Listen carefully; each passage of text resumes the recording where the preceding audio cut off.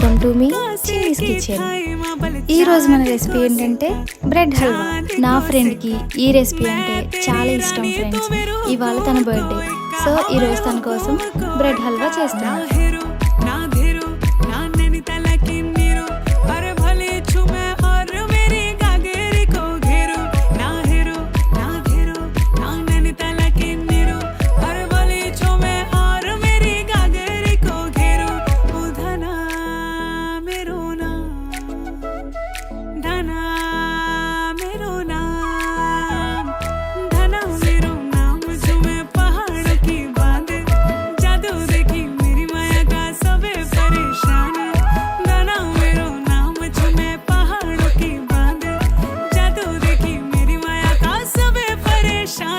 ఈ recipe details and full video కావాలనుకుంటే డిస్క్రిప్షన్లో ఉన్న లింక్ క్లిక్ చేసి చూసేయండి.